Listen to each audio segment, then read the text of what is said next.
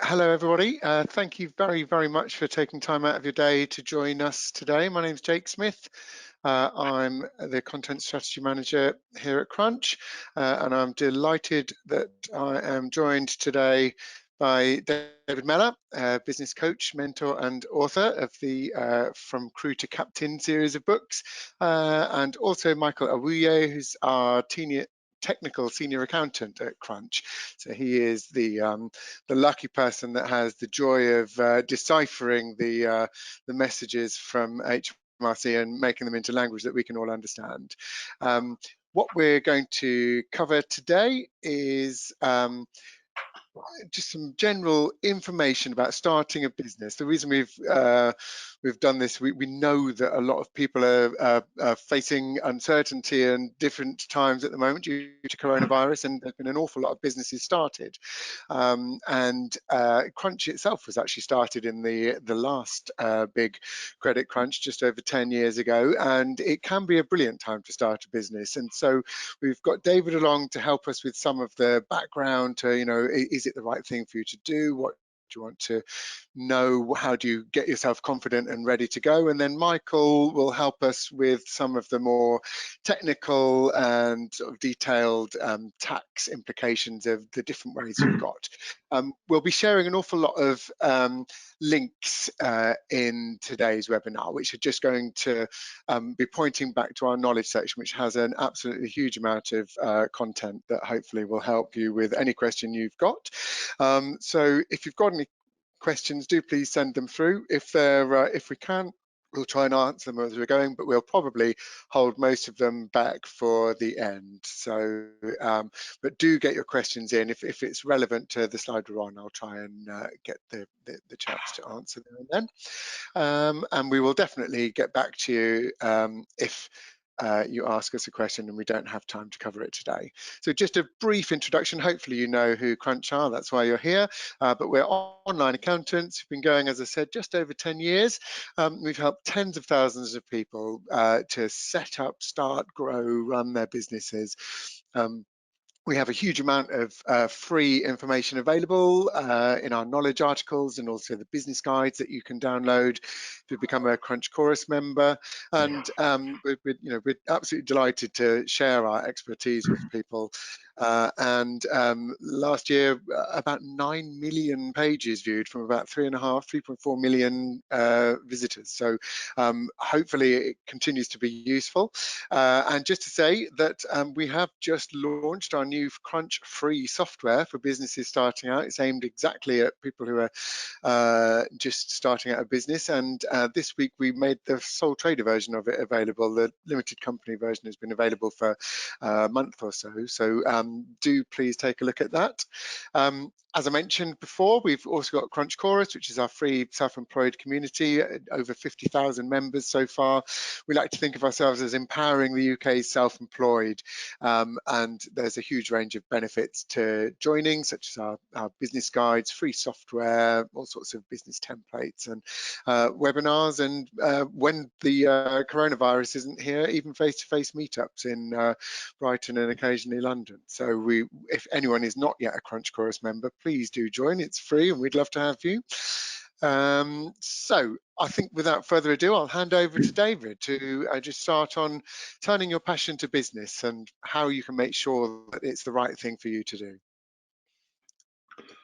Okay, thank you, Jake. Hello, everybody. Yep, my name's David Mellor, and I've been working with people looking to start businesses and grow businesses for 20 years now, after 25 years in banking.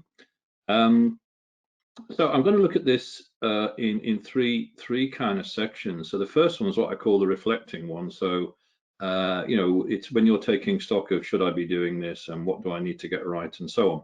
So the first thing is, the question is, how can I make sure that starting my own business is for me? I think the key thing is having a motivator or a driver of some sort, because that is what's going to help you kind of channel your energy into your business idea, and it's also going to help you on the dark days when not everything's going quite the way you would like. And some of the motivators that people have told me in the past, which I thought I'd share with you, Firstly, it could be something that they have a passion about, as it says in the title, turning your passion into a business. They've always wanted to do it, and they've now got the opportunity. Some people, it's the fact that they are going to get the reward for their efforts, not somebody else, which is what you sometimes find in a big organization. They can sort out their own work-life balance, to an extent, which can have a direct impact on your quality of life. You're in control of your destiny. It's your plan. Nobody else is controlling it for you. You're your own boss, which a lot of people really, relish. You have a control of the finances as well, and you can have as tight a grip as you want on the cash moving into the business and out of it. There's no politics. Again, for a lot of people, escaping from a business that's very political is quite a big issue. It certainly was for me. And I felt about 10 years younger when I wasn't having to fight political battles every day. You may have spotted a gap in the market that you can exploit. Doesn't happen that often, but it could be the case. Because by and large, you're going to be doing something that's already being done. You'll either be doing it differently or better. And the sense of fulfillment that comes out of that can quite often be a motivator. And finally, there might be a scary concept in that you could actually have fun doing this. I'm now at a stage, as I kind of ease into semi-retirement, that philosophically, I feel I'm being paid to have fun because I'm working with people I like, doing things I enjoy, and quite honestly, it doesn't get any better than that. So that's the reflecting one. And then the next one, what personal attributes will help me? Now, nobody has got all of these. They'd be an Arnold sort of Schwarzenegger cyborg if they did. But what are the things that are going to help you as you are sort of fronting this business? I think obviously it helps if you're personable, because people like to do business with people they like.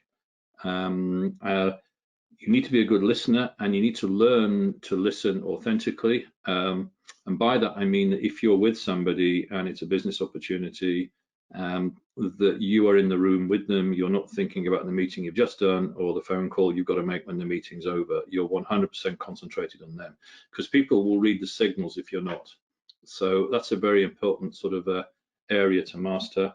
Being streetwise is quite important, because depending on what you've done thus far, you may have been protected to an extent from the cut and thrust of the sharp end of a small business.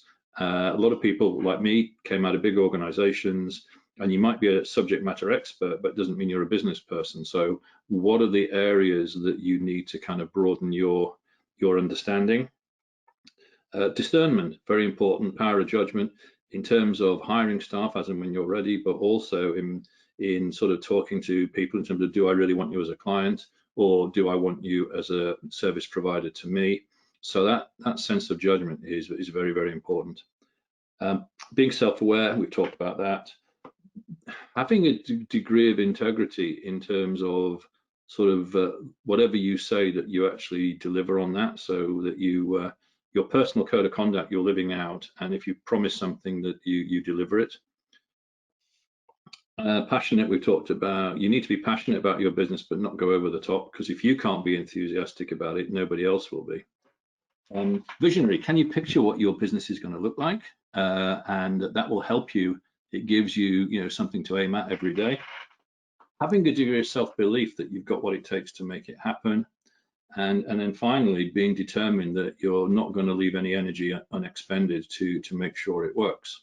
So I said, nobody's got all of those, but have you got a sufficient cocktail to give you a fighting chance and put the odds in your favor that you will not just survive, but you'll prosper? And in terms of business skills, again, a lot of people come in with a range of skills, but not necessarily everything that you're going to need.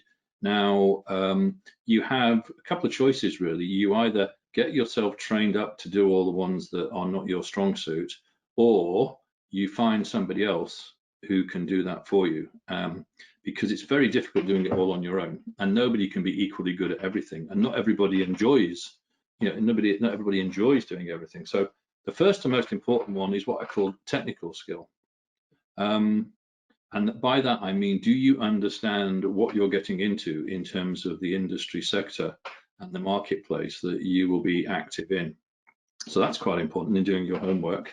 IT skills, obviously, financial, but you can rest assured you've got Crunch as your guardian angel on that one, so you haven't got to worry too much.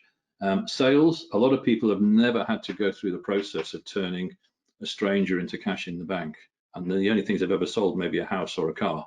So how are you going to learn to kind of develop a sales process?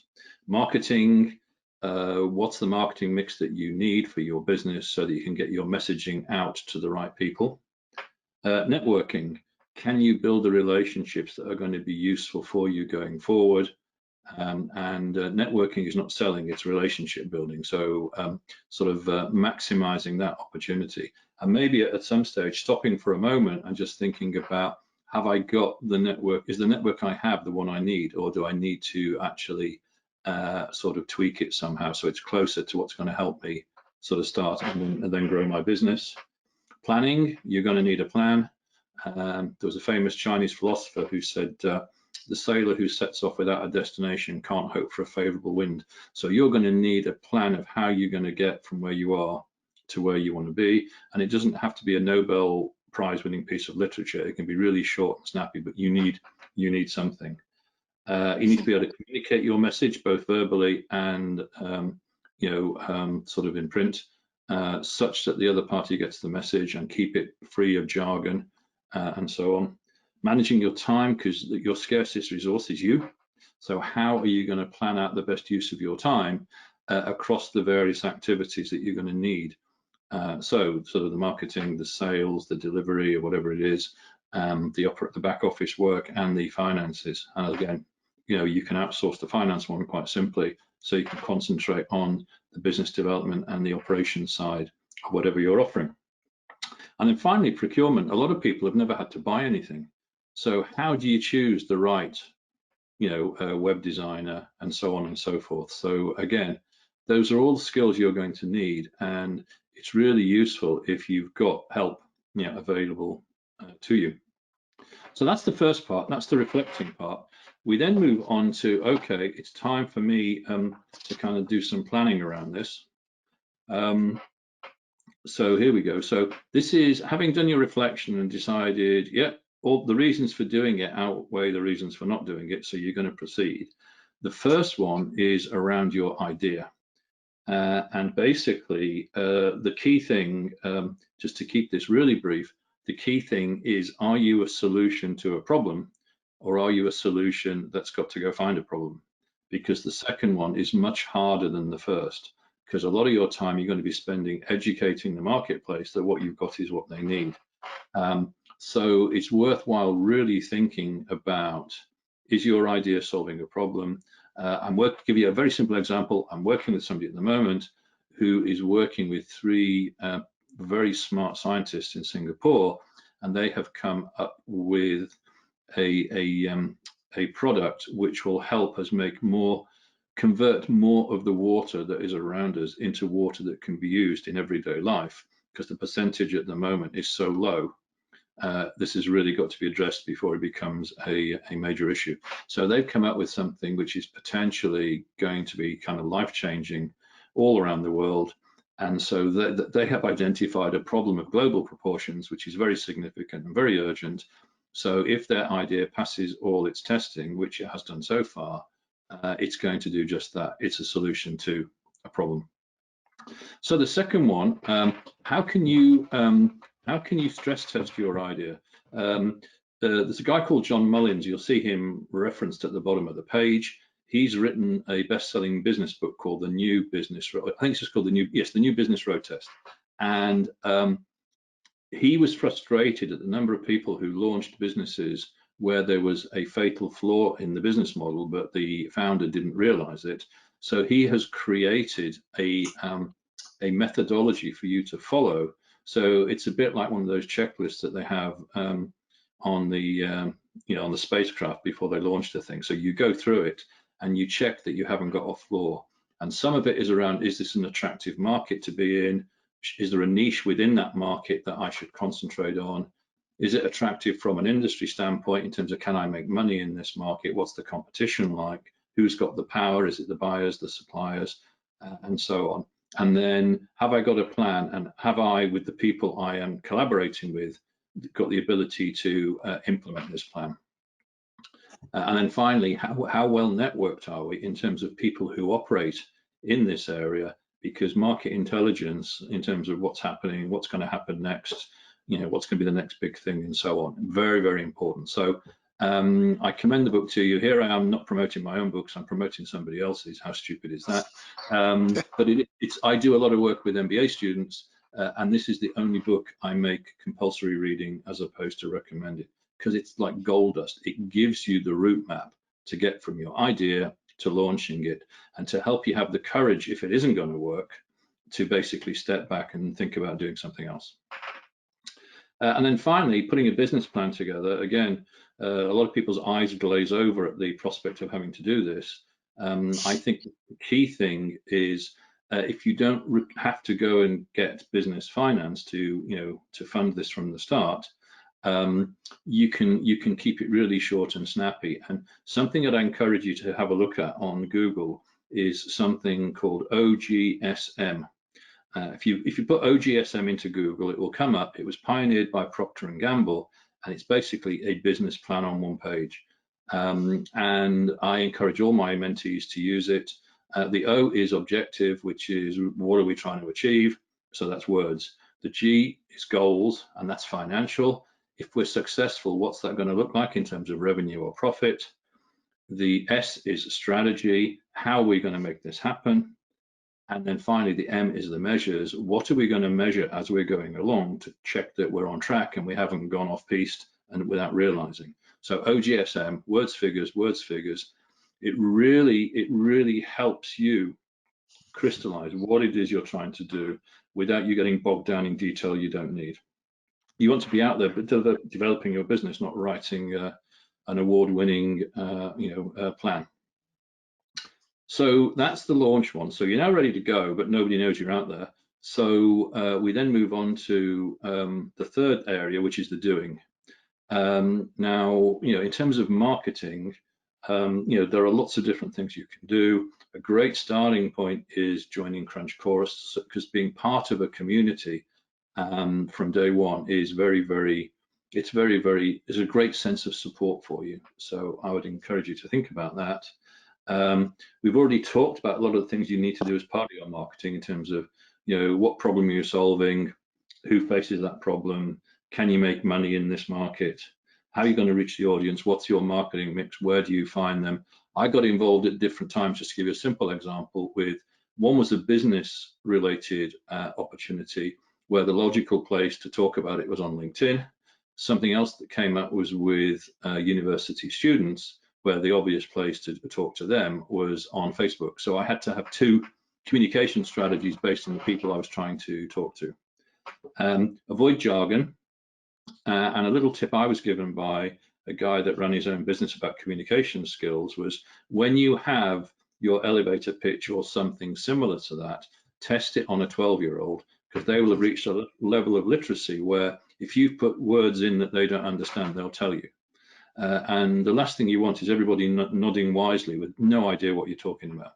So keeping it really simple and keeping the jargon out so it can be understood in very simple terms, which increases the likelihood, if the other person understands your message, that they will be interested, and it will create a desire for them to actually purchase whatever you're planning for them. So they're the main things I wanted to say about marketing.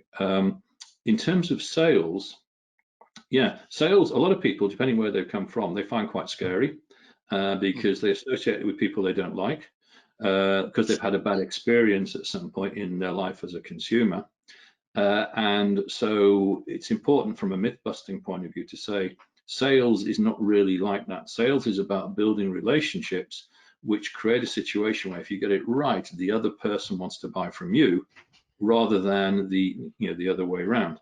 And so it's reading signals. They don't all want to be communicated with the same way that you want to be communicated with.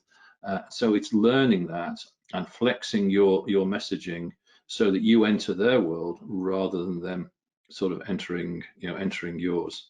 And I think it's worthwhile investing a bit of time in that, because all the time you find sales scary or daunting, it's going to be something that you potentially are going to avoid, and you're going to busy yourself doing other stuff rather than the one thing you absolutely need to do if you're going to get the if you want to get the revenue in.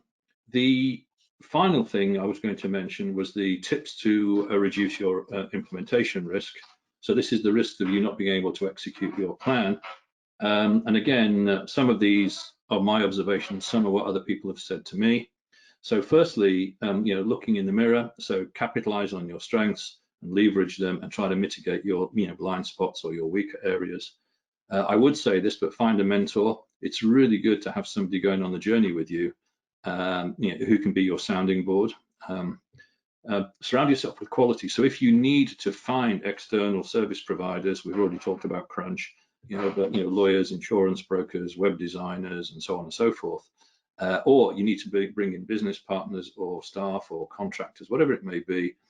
Don't compromise on quality. Don't make false economies, because it will come back and bite you pretty much every time. When you launch eyes wide open, rather eyes wide shut. So that's understanding what you're getting into.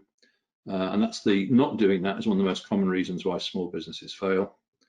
Work on your personal brand and its coherence wherever people find you. So if somebody meets you in the flesh, which I know is a rarity at the moment, is it the same person they think they've seen on LinkedIn or Twitter or on a website or somewhere else? Understand the financial drivers in your business. I've been in meetings where I've said to people, do you know what your break-even point is? And they look at me like cows at a passing train. So understanding the drivers in your business and the impact of decisions that you either make or not make are really important, and the crunch guys can obviously help you with that. Have some very simple performance measures that you can check you're doing okay. Learn the art of networking, and as I said, networking is not selling, it's relationship building that over time will lead to introductions and business opportunities. Develop your communication skills, both verbal and written, and never stop never stop learning. So continually invest in yourself and your own personal development, because the world's changing and you need to keep up with that. So I think that's me. So back to you, Jake. Thank you very much. That's really handy. Obviously, if we've got any questions for David, please do send them in. As we move on to the next bit of the presentation, we just thought it was worth covering a little bit about, when you get your business off the ground, one of the things that is going to be important is what you call your business. And if you depending on how you set up, there will be rules, but effectively there are rules for what your business is to be called. It needs to be different enough from other businesses, and it also needs to explain, it needs to represent your brand. You may have copyright and trademarking things that you want to take into consideration. That depends on the type of business that you're setting up, and obviously if you're building something, then you need to make sure that that is carefully protected. If it's just your time, then less so. But even there, if there are copyright and trademarking things, make sure you get those sorted early. And almost everyone, when they set up a business, is going to want web domains, social media accounts. So when you have chosen the name of your business, it's definitely worth making sure that the web address is available, the email addresses are sorted, that you've got your social media accounts on whatever channels you think you're going to be using. So the obvious ones: Facebook, Twitter, LinkedIn, but there may be others. You may be very image related, in which case Pinterest and Instagram might be very useful, and there are more coming up all the time. So some of our recommended reading is just touching on some of the stuff that we've talked about. You'll see all of the slides that we've have got some links on, so we'll definitely make sure that we share these slides with you so that all of those links are available, but they're all in our Crunch Knowledge section. So on to the next slide, and this is where I'm going to introduce Michael to you all. So we're not going to cover everything in huge detail today. This is more of a helicopter tour of the things that you need to think about, with links to information where you need more. But Michael, do you want to just introduce a little bit about what the main choices that will face people when they decide how they're going to set up their business? Yes, thanks, Jake. Yes, having decided to go into business, there are a number of channels you can actually go into business through. The most common ones being either a sole trader or going through a limited company. There are other forms such as partnerships, umbrella as well. But at Crunch, we mainly focus on the sole trader and limited, including sometimes umbrella as well. Now, there is no right or wrong way. Each one has got its own benefits and then risk attached to it. For sole traders, basically, if you're just starting out, you aren't too sure of your income, or let's say unsure how long it would be for and the rest, then we would usually be recommending sole trade if your turnover is less than likely to be less than 30,000 a year. However, if it's more, if your contract is going to be a long-term one, you're a bit more stable on the income, you think you'll be earning more than 30,000, will be indicating that you go towards a limited company. Now, there are risks involved with both. Anyway, as a sole trader, you are trading in your own personal name anyway, so you are personally liable. So if you get it wrong, your personal assets, including your home, could actually be at risk anyway. If you are trading through a limited company, the company is basically seen as a legal entity on its own, so it's separate from the owners of the company, so they have got a bit of protection. However, I also need to make you aware that there are risks involved in terms of the fact that if, let's just say, for example, the corporation tax bill hasn't been paid, the taxman could come after you personally as a director. This has basically been introduced in the Finance Act 2020. The perceptions for sole traders basically more of a one-man band as opposed to a limited company, which looks a bit more professional. Partnerships are basically, let's just say, maybe two sole traders combined trying to actually go through a business. You also have the umbrella, which is more of working through, let's say, a shell company that basically employs you as an employee, rather than having your end client actually employing you. We've got recommended links you can look up and then read on a bit more on each of these ones. Okay, thank you very much, Michael. Excuse me, let me just try and move on to the next slide. So, Michael's explained a little bit about the differences here. We've just put up the main differences there. I'm not going to go through everything that's on this slide, but it probably is worth pointing out one of the things. Effectively, there are different responsibilities as a sole trader or as a limited company. There are more things that you need to file when you're a limited company. But one thing we would always say, at Crunch, we work with both of these, and our job is to make either of these easy for you. So we'll help you make the decision about what's right for your business, and we can then make your life easier, whichever you choose. So although there are things that you have to file and more taxes you have to pay for, that's exactly what the Crunch services is designed to cover. So we look after all the taxes, HMRC, Companies House for you. I'm not going to go into more detail on that, but effectively it's slightly simpler to be a sole trader, but it can be more efficient and sometimes a bit more professional if you have yourself set up as a limited company.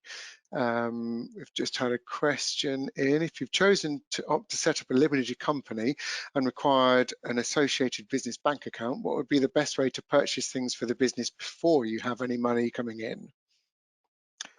Michael? Are they buying for the things personally? Are they paying for it personally before? So yeah, if you've decided that you're going to set up as a limited company and you know you need to buy some things for that business, but you haven't got your business bank account yet, what's the best way to do it? Or you have got the business bank account, but you haven't, the business actually hasn't generated any money yet. So how do you go around that?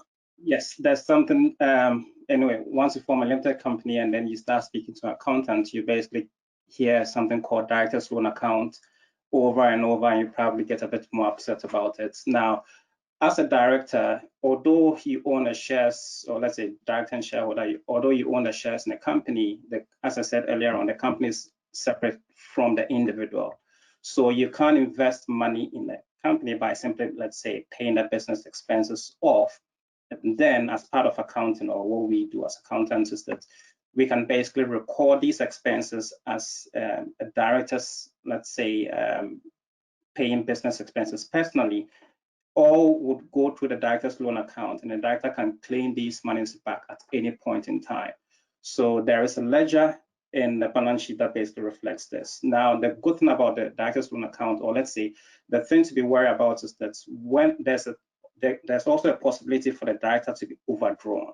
Now, when you are overdrawn, that means you've taken more money from the company than you basically need to. There is an extra tax you need to pay, which is called Section 455 tax anyway. And so that basically is what the director's loan account is in a way, recording transactions you may have paid for personally, but then it's for the business. Yeah, it can get quite complex. There, we do have an article. I will add to the list of the articles that I share with you, all about what a director's loan account is. It's specifically related to limited companies, and the fact that the money belonging to a limited company is completely separate from your own individual money. Okay, so I'm just going to move on to the next slide. So, where will you work? Well, this is an interesting question at the moment. Almost everyone is working from home at some point. I'm actually in Crunch Towers today, but most of Crunch have been working at home for the best part of 9 months. But when you set up a business, you have the flexibility, generally speaking, to work wherever and whenever you want. So that might be a home office, it might be in cafes, it might be in shared office spaces. You may rent yourself an office.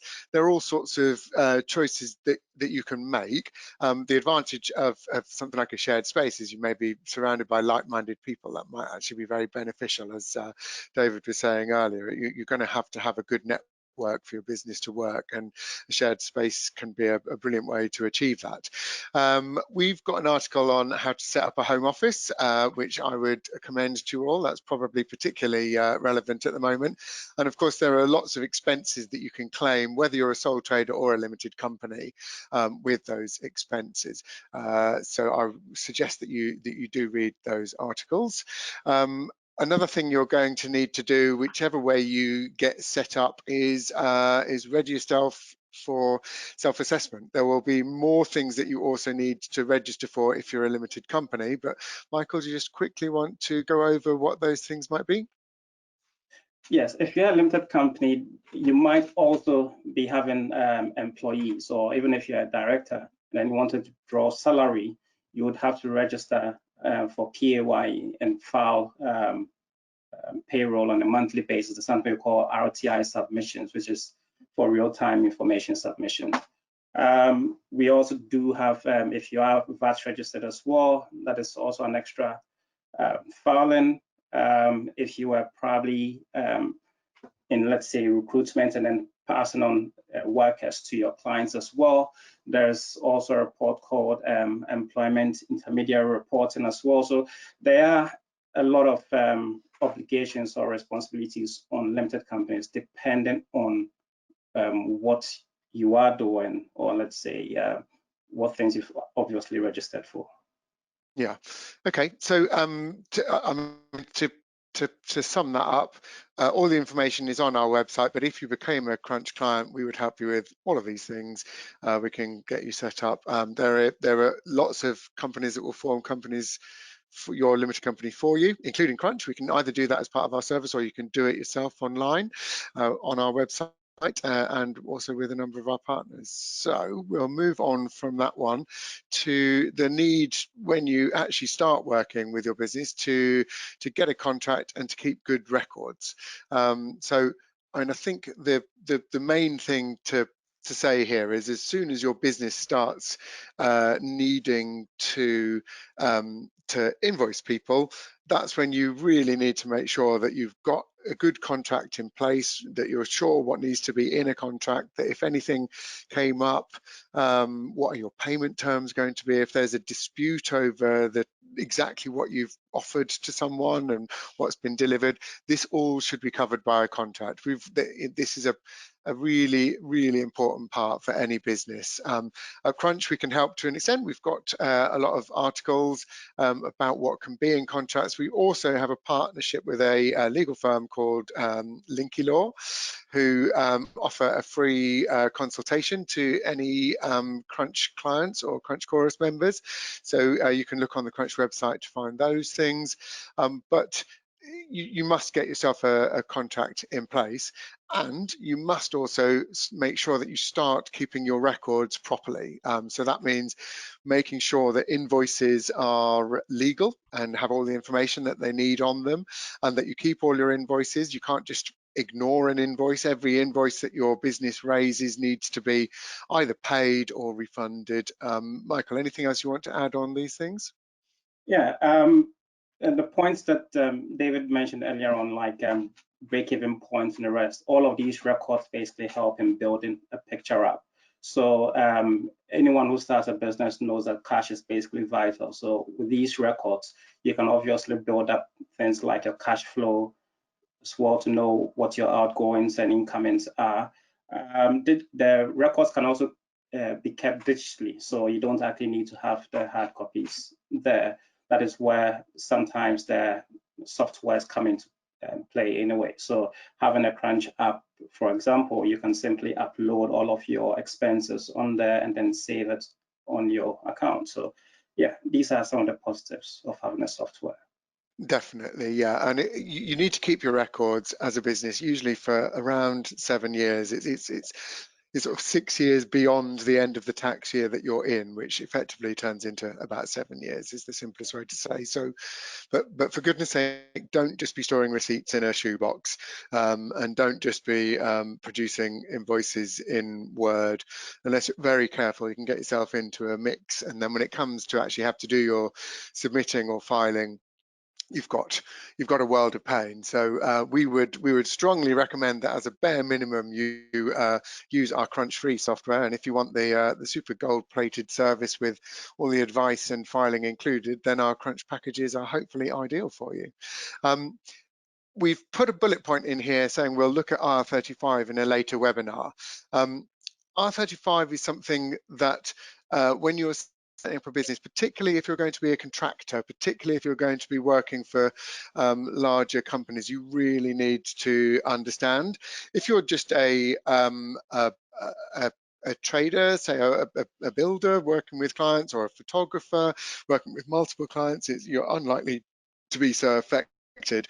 So we didn't really want to cover it in a great detail in this webinar, but suffice it to say that we've got an IR35 hub on our website, and if you are going to be setting up as a limited company, or you're being asked to set up to work through an umbrella structure by a potential client, then you really need to understand your IR35 risks and what action you might need to take. But that will be another webinar. We've actually probably got a webinar from about a year ago that you could still find on our website and pick up on stuff, but we'll be doing another one shortly because there are some changes due to come in April 21.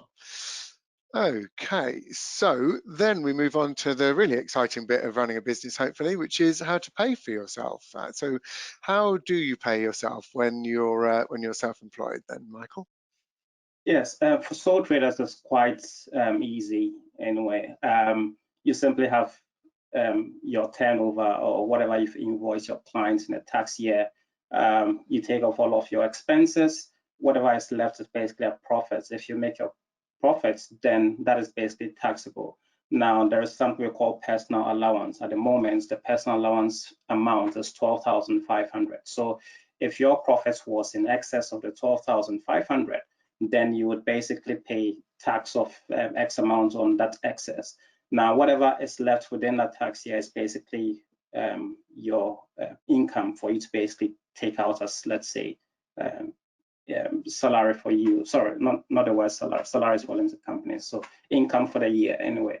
So that's simple. But then sole traders basically pay income tax, and the income tax rates is 20, 40 to 45, depending on how much you're earning. Then you also have national insurance contributions class 2 and then class 4. Then moving on to a limited company, you can pay yourself either through salary or through dividends. Now with salary, we've put a recommended amount here for the 2021 tax year, and these change regularly anyway. And then the dividend amounts as well. Now dividends are paid out of profits after tax. So it's quite common to find clients basically issuing dividends, whereas not realizing that they didn't have enough profits to issue dividends. They basically see the amount in the bank account and then think that they can actually take it out. So basically, if you take out too much, it's basically illegal anyway. But these are the two ways you can pay yourself through a limited company. I think this is another reason why it can be so important to have a good accounting system, so that it is clear what is available to you. So I think we often have a rule of thumb: if you're earning up to sort of 35 or 40,000 as a sole trader, then probably you need to put around a third of your turnover aside to be available to pay as tax. You may not have to pay all of that in tax, but you definitely shouldn't be not putting any money aside. And as Michael's just said, with most limited company directors would pay themselves through a combination of salary and dividends. The salary is actually classed as a business expense, so it can be a very tax efficient way to get the money, but the rest comes through dividends. But again, you must know what your company profits are before you take a dividend, and that's really where accountancy software comes into its own, because it will always tell you, as long as your records are up to date, it'll tell you exactly what's available for you. We explain those more again in our articles on our website, and we also explain a little bit about dividends and what the taxes are. These can be quite complicated when you're first setting up a business to get your head around, and this is one of the important factors that can help decide whether a sole trader or a limited company is better for your business. So if you have any questions about it, please do give us a call and speak to one of our advisors. We're always pleased to help people with the questions like this.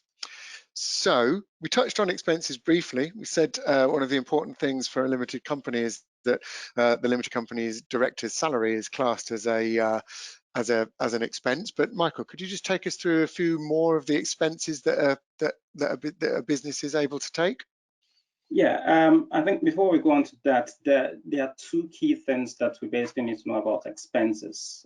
From a H-Master's point of view, the expenses have to be wholly and exclusively for business. So if the expense has basically got some dual purpose, so let's just say you buy a shirt you can take to a wedding, and then you want to basically claim that one as maybe office expense or maybe something clothing, the rest, it wouldn't basically work. Uniforms are acceptable and the rest. So HMRC are quite strict on that. So it must be wholly and exclusively for business anyway. Going on to the kind of expenses we can claim, I mean, there's insurance, travel, you've got salary, use of home. The list basically goes on. I mean, you can look at the links we've got to get an updated, let's say, a longer list anyway. But some expenses are also a bit unique to certain sectors, or depending on where you are working the rest. You might have something that might not be applicable to others. I've come across a client who wanted to claim TV license, and our first thought was basically, no, you can't claim that, until the client basically explained that they were into editing and producing programs for TV broadcasting and the rest. So that was then acceptable. So depending on the kind of expense, you might have it being allowable or disallowable. And you also need for 7 years, as we said earlier on. Okay, so we've got articles for both limited companies and for sole traders. There are some things that are the same for both of them, but there are subtle differences between. And as Michael said, also whether an expense is allowable comes down to is it wholly and exclusively for the performance of your duties or for your business. If there's any element of dual use, it may it may point to the fact that you probably can't claim it, but do speak to an accountant if you're unsure. And as Michael said, it can be very different depending on what industry you're in. So an amazing computer might be an allowable expense for an IT contractor and perhaps less so for a taxi driver. So it's always worth making sure you make a check. We had a question in from Susan saying, how easy is it to transition from sole trader to limited company? Is there a good time to do it, for example, at the start of the tax year? Yes, the start of a tax year will be ideal in a way, but the thing, it shouldn't also hold you back. The main point is that you can make a transition at any point in time. The two are separate. Okay, so if you decide you want to make that transition, you obviously have a discussion with your accountant, see when you want to stop your sole trade business and when you want to start your limited company, and then that's it. You just need to register and then start trading. The whole idea is to see where your income is basically heading. If you can project that maybe I've done 1, 2, 3 months and then my income is basically steady and I can actually see I'm going to earn X amount, then it then becomes a bit more important to actually know when you want to stop your sole trade business and then switch on to a limited company. And if it's going to be the same business going through, then one thing that's important to say here is the invoices and expenses that you got whilst that business was a sole trader, there'll be a line in the sand effectively. Once you stop being a sole trader, all of those invoices and expenses will relate to the sole trade work you did. Any invoices or expenses that you incur after the date that you become a limited company are almost that they're treated as if it's a different business, even though the only difference might be Jake Smith or Jake Smith Limited. The invoices from Jake Smith Limited are separate from the sole trader. It will all come out in the wash when you have to do your self-assessment at the end of the year, because both sole traders and limited company directors have to do self-assessments, but the income will be treated differently with different national insurance and tax rates to pay. Well, the tax rates are the same, but different national insurance and different allowances. So we've touched on expenses there. One thing that we did mention as being an allowable business expense usually is business insurance. We're not going to go into insurance in a massive amount in this webinar. We have done a webinar previously on this, and we have got a business guide all about business insurance. But it is very important that you check what insurance your business needs, especially if you're doing anything that involves dealing with the public or taking on large contracts that have got a financial risk. You really will need to think about things like professional indemnity, public liability cover, and you'll need the right levels dependent on your business. We have a partnership with a company called Kingsbridge, who offer discounted insurance to Crunch clients and Crunch Chorus members, and there are links on our website. I strongly recommend you look at those, as well as articles explaining what and why you might need the different types. Okay, so we've touched briefly on taxes before, but I thought it would be worth just going over what are the typical taxes that most small businesses might pay. So there's obviously going to be a difference depending on whether you're a sole trader or a limited company. But Michael, I'll hand over to the expert on this, if I may. Yeah, corporation taxes for the limited companies, sole traders don't pay this. VAT is applicable to both depending on the level of income or taxable supplies, they call it. Now, if within a 12-month period, your taxable supplies are going to hit the 85,000 threshold, then you need to be VAT registered. So even if you've only traded for, let's say, 2 or 3 months, and you know that your monthly, let's say, income from a client is going to be, say, 10,000 a month, then you know you'll be hitting that 85 threshold within a 12-month period. So there is a month, you're mandated to basically register for it. If, however, you are unsure, and then let's just say income is basically fluctuating, then there isn't the obligation to do that. On that, Michael, sorry to interrupt, just one question. Sometimes, depending on the industry and the type of business you are, even if you're not going to hit the VAT threshold of £85,000 in a in any one 12-month period. There may be reasons why it might be worthwhile you registering for VAT anyway. If you buy lots of goods that that are VAT registered, it can be beneficial. So it's well worth speaking to an accountant to just double check whether registering voluntary for VAT is worthwhile. Yeah.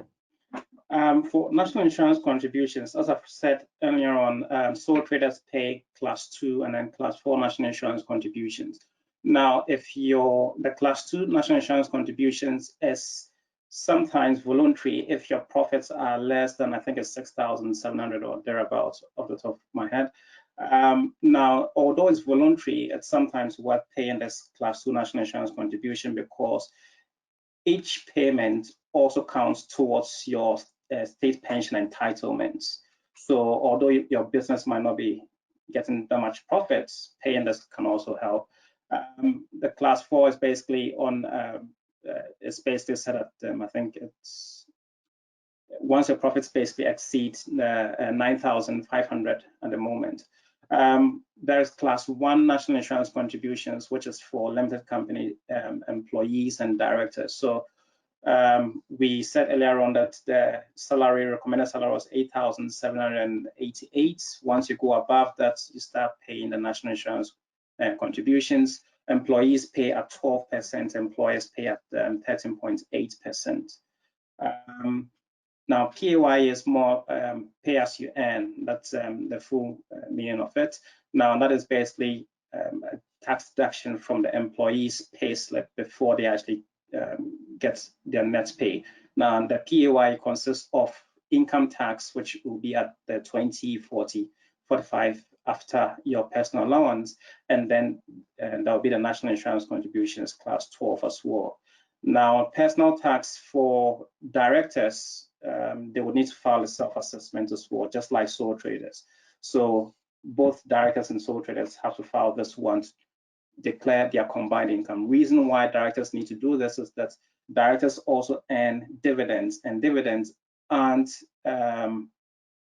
let's say, you don't deduct a tax out of it whilst the dividend is being issued. You declare that in your self-assessment, and that is when it's taxed. So that's the main reason for it as well. So you may be a sole trader for part of a year and a limited company director for part of a year. You still only file one self-assessment. That self-assessment wraps up all of the income from all sources, either earned income or sole trade profits, or even income from property or dividends from other companies and shares you might own.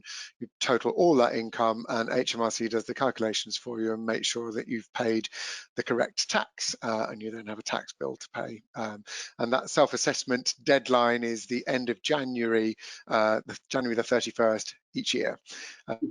So do make sure that you're prepared for that. Don't ruin your Christmas by having to get your self-assessment and all your receipts out of shoeboxes. Use a nice free system such as Crunch, and your self-assessment season will be hopefully so much easier. Okay, this brings us loosely on to when will I need an accountant, and it won't surprise you to hear an accountancy firm on a webinar saying, well, we think you will need an accountant.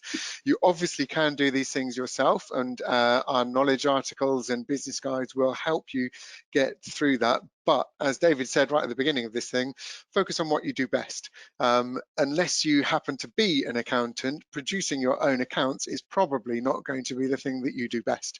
So you will almost certainly save time and hassle by using an accountant. And obviously we think that the best way to do that is to appoint Crunch as your accountant. We give you free software, but we do much more than that. We take care of HMRC, we give you all your advice and things like that. So please do take a look at our packages. And we've, you know, as I said, if you do want to do it yourself, we have got a good article on what is bookkeeping and what you need to do. But really, if you're a limited company, you'd be a brave person to take on all of the filing and submissions without some form of help.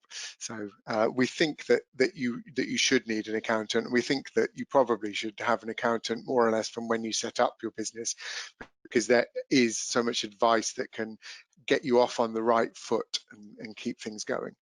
So we're nearly at the end there. What I thought it would be worth doing before we move on to questions, we've had a couple of questions throughout so far, so thank you for those, but would just be our sort of top survival tips. And this is whether you're a limited company or a sole trader, for the things that we really think you should do when you're getting a business off the ground. So one of the things we haven't touched on it earlier, we briefly talked about the importance of a business bank account, but it is super important that you keep your personal and business money separate.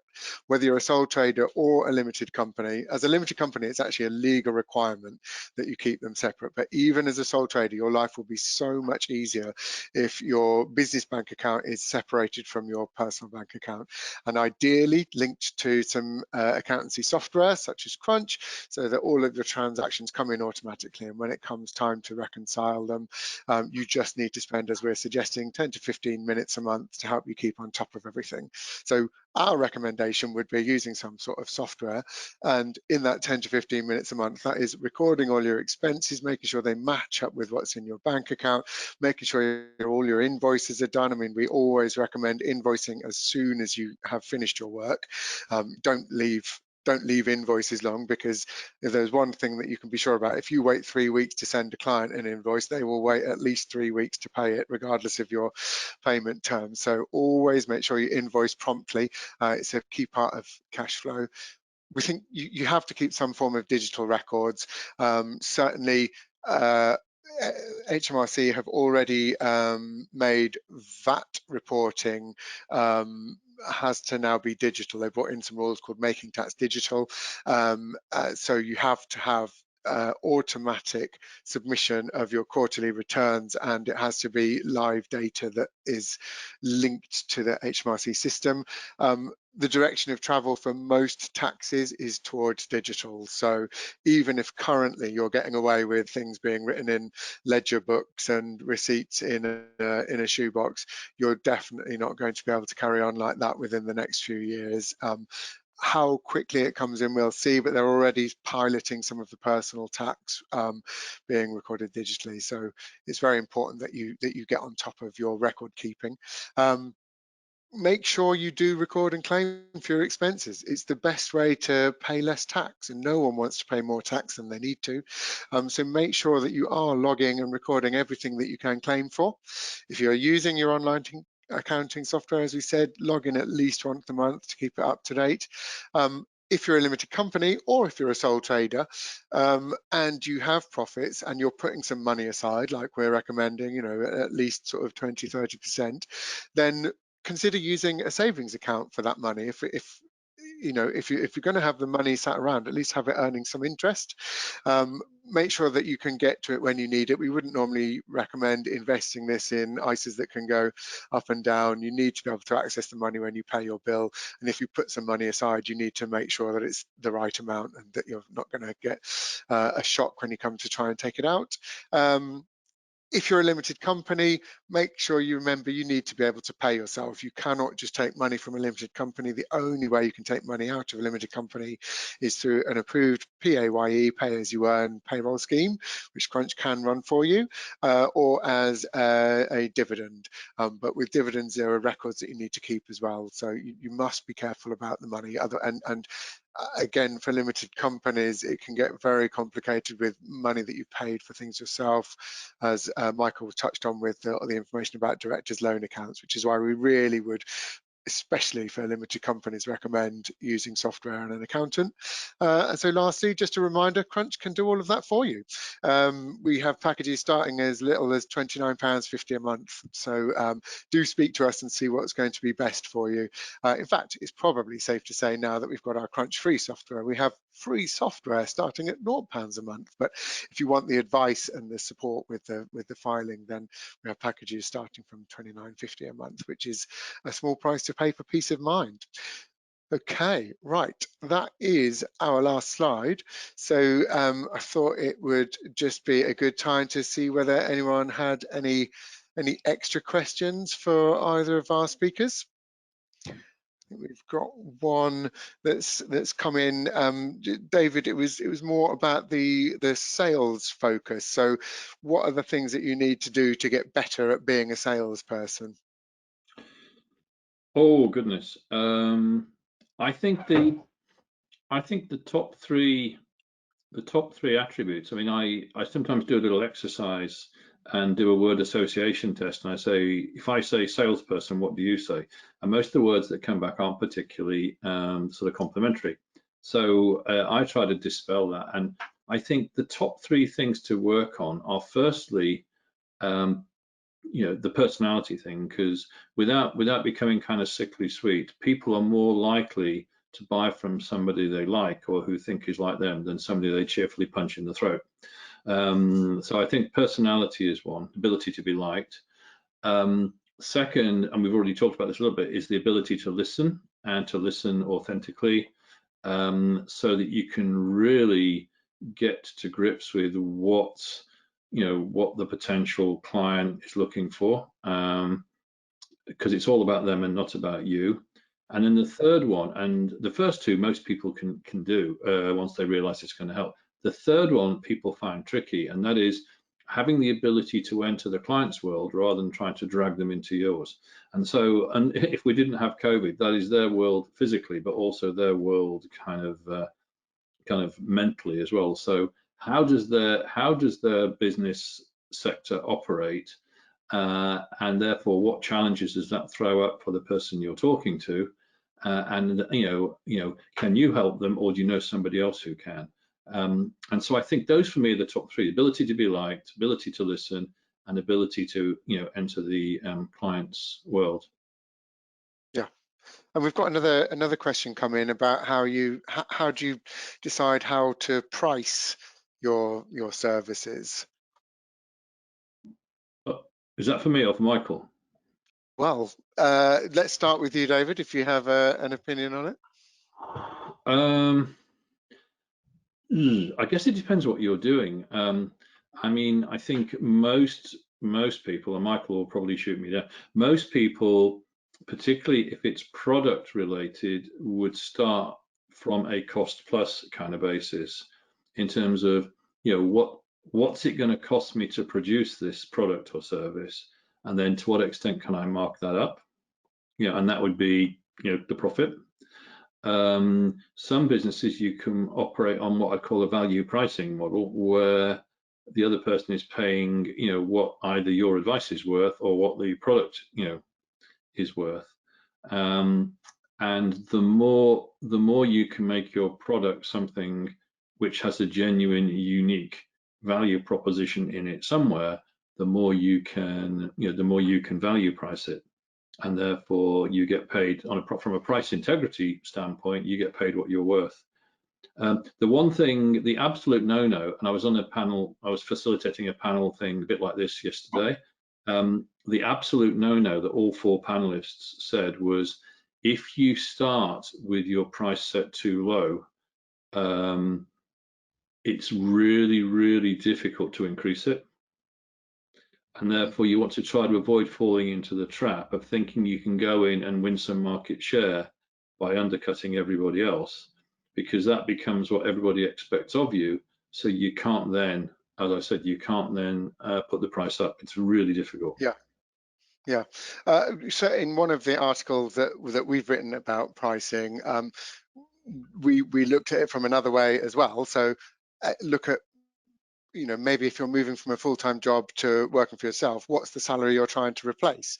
How often do you want to work? So you can also go backwards from that. So you say, what is the money that I'm trying to earn?